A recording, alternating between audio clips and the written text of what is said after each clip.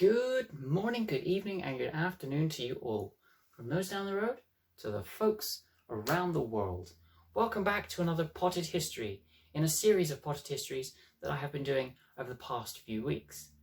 Last week, I took on the Great Depression, sort of trying to show you how the efforts of the 1930s sort of resonate with what we are facing in today's economy. I've done Potted Histories on VE Day, on Burma, and on the phony war, the sort of beginning phase of the Second World War. In fact, today's topic, the Dunkirk Evacuation, sort of moves on and progresses rather nicely from that phony war video that I made a few weeks ago, in fact at the beginning of this series.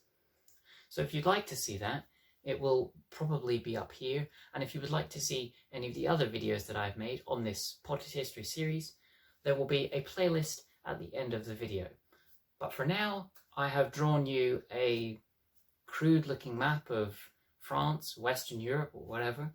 I was going to try and do the beach because it was such a nice sunny day out, and it would be nice to get out of the house. However, a lot of people have been using these beaches, and especially with the time that we're in, it wasn't necessarily the safest thing to do. So you are stuck with my drawings. Hopefully they're informative, and hopefully you can clearly tell what I'm trying to convey, and I hope that you enjoy this video. On with the show. So here we have my crudely drawn map of Western Europe. We have obviously France with the French flag, its capital city Paris, and the two major ports of Calais and Dunkirk, which I will discuss today. We also have the city of Lille, which also plays an important role in the evacuation process and the invasions of the Nazis. We also have over here, we have the UK with this English flag and the port of Dover, the sort of closest port and sort of place in England that you can get from to get across to France. And in fact, you can still get ferries between Dover and Calais quite easily and rather quickly. Then you obviously have Belgium and the Netherlands, which are just on the border of France. You can't really see Netherlands, but know that it is there with these point cities here of Bruges and Ghent. Now, if you remember back to my video on the phony war, you will remember that I mentioned that on the 10th of May 1940, the Nazis decide to invade the Netherlands, Belgium, and eventually France. Now, it didn't take long for the Nazis to conquer and occupy both the Netherlands and Belgium, because it took just a matter of days with sort of paratroopers and a big sweeping action across Europe. But France, obviously being a much larger country, often referred to as the Pentagon, it took about 6 weeks. A surrender was signed by the French on the 22nd of June 1940, and the Allied forces that had tried to counter or defend the oncoming Nazi invasions were cut off from getting to Calais, the closest port to England, and were thus stuck at Dunkirk as of sort of mid-May, coming into late May. Now, there are three major issues that the Allied forces faced at Dunkirk and in their evacuation sort of plans. The first was that the Nazi army had they'd come around, they'd swept through France and Belgium and the Netherlands, and were by the 25th of May just 50 miles from their position. The second issue, the second problem, is the fact that the Nazi Navy, with their U-boats, the destroyers, and all of the warships, were heavily influencing the English Channel, their own seas of the Baltics, and of course the North Sea by Norway. Now, the third and most prevalent issue that the Allied forces faced was the fact that in the capacity of the British Navy, they could only manage to evacuate 10% of the entire army from Dunkirk. Now, given that by the end of of Operation Dynamo and the Dunkirk evacuation, some 340,000 people were evacuated. If you take just a tenth of that, which would have been the capacity, the initial capacity of the British Navy, you're talking a loss of up to 300,000 people. Given that up to 68,000 people were lost between the 10th of May and the 22nd of June, this number could have been far, far more if certain actions and certain motives were not undertaken during this phase and this evacuation. But there are obviously some silver linings to this event and to the sort of preamble events of before the Dunkirk evacuation. As I mentioned earlier, on the 25th of May, the Germans were but 50 miles away from the Dunkirk position. But just 2 days before then, the German High Command, headed by Adolf Hitler and the high-ranking generals, decided to halt the advance of the German army and leave the assault of Dunkirk to the Luftwaffe, and which is the German Air Force. Now, this order and this declaration would only last a good 2 or 3 days, and the Luftwaffe would continue their assaults regardless.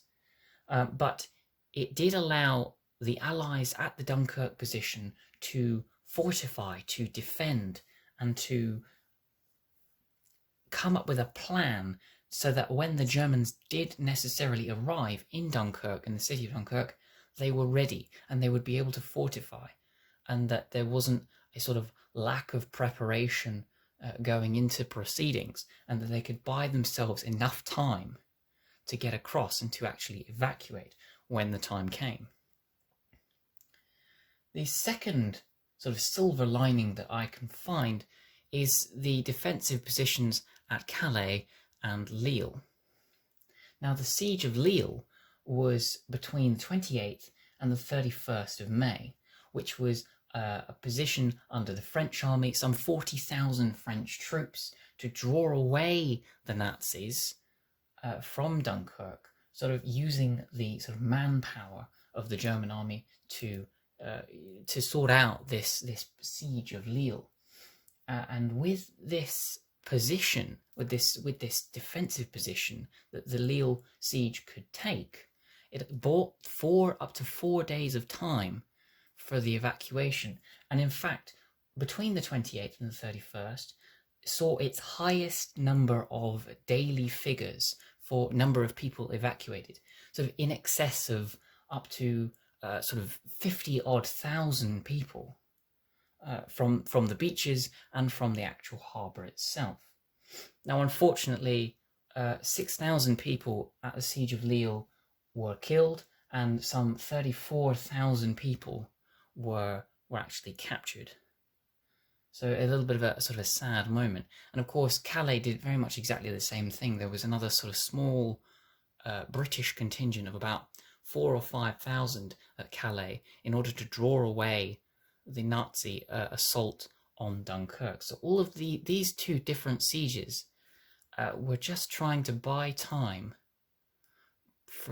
for the Allies to get across from Dunkirk Beach across to England. And it's these positions and it's these defensive patterns that really helped to evacuate the majority and the soul and the heart of the British Army. You know, there's that quote, the needs of the many sort of outweigh the needs of the few. And although this is sort of more of a reference about the British sort of Air Force, it does go to show that, you know, in order to save the whole of the Allied army, there were needed to be these smaller sort of sacrifices almost to actually allow the body of the force to get across. Now, obviously, every death and every life during this war is a tragedy, but it could have been far worse. But the third and final sort of silver lining that the Dunkirk position had and the evacuation had was the little ships, some 800 plus little ships, some fishing ships, pleasure craft, yachts, and flotillas, just to ease the pressure on the British Navy. Because obviously, as I said, only 10% of the British Army or the Allied Army could escape from Dunkirk if only the small amount of British Navy ships were used. But with these 800,000 little ships, it made a world of difference to the Dunkirk armies and to saving the life and the soul of the Allied army. Now, on the first day of evacuation, there were 7,000 evacuations, mostly on the harbour. And by the 8th day, obviously, as I mentioned, there were 340,000 lives accumulated in total to have been saved and to have been evacuated from Dunkirk, from both the actual harbour itself and from the beaches. More soldiers were sort of evacuated from the harbours, but those who were on the beaches, some 100,000 odd soldiers, had to struggle in almost shoulder height water conditions sometimes for hours before a small ship or some passing vessel could pick them up and evacuate them out. Now, with this mass evacuation, there was no capacity whatsoever for any of the equipment to be taken with them. So all of the 445 tanks, 20,000 motorcycles, and up to 2,500 guns would be left within France and at Dunkirk. But, you know, this is just equipment. These are things that could be reaccumulated and remade in Britain. It would take a while. And of course, losing equipment in the face of war is not what you want to do. But it shows that the value of people was more important than the value of a tank. On the 4th of June 1940, Winston Churchill would make his famous "We shall fight them on the beaches, we shall fight them in the fields and in the streets." That speech was made on the 4th of June 1940, and it shows that, you know, this evacuation was a success, and we would be able to defend our nation. But, you know, there was also that likelihood that because France was pretty much taken, pretty much occupied, with the official surrender being on the 22nd of June, the likely next target would be the UK, and it would be Britain.